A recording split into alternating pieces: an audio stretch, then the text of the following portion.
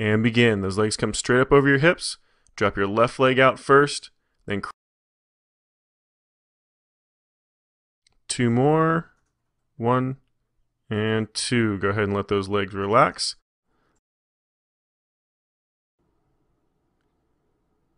And begin. Crunch up and try to rotate those shoulders sideways. You want to try to get both those shoulders off the ground as best you can. Nice tight squeeze, reaching the abs. Nice tight squeeze. Keep those abs contracted. And there's your last one right there. Go ahead and let it relax. Next one is going to be the Pilates side hip raise. Almost done. Just one more. And let it relax. And begin. Bring that hip up nice and high. Same thing, you're going to try to pull that right shoulder down towards that right hip. Get a nice tight squeeze in that oblique. And let that hip drop back down, but don't completely touch. Keep a little bit of a hover. Almost done. Just got one more. And begin. Lean back, keep that chest nice and straight. You want a nice straight line through that torso.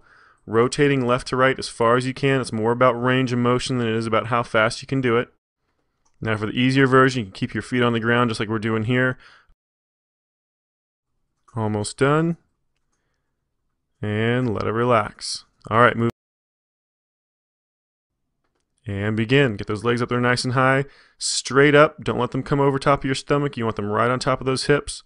Crunch up like you would with a regular crunch, but instead of forward, you want to go straight up like you're trying to touch those toes. The higher you get up towards those toes, the more those abs are going to have to work. Almost done.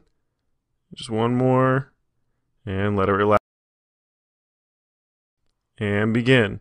Go ahead and get up in that push-up position. Nice straight line from your shoulder all the way down to your ankle. Alternating legs, lifting one then the other. Try to keep those hips as stationary as possible. Almost done. Just one more on each side.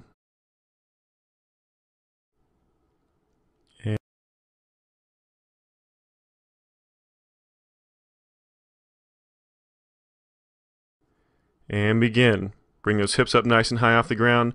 You want to try to keep a nice straight line from that shoulder all the way down to that ankle. Then alternate those legs, trying to keep those hips up nice and high. Trying to not to let them swing left to right as you switch those legs. One. And let those hips drop.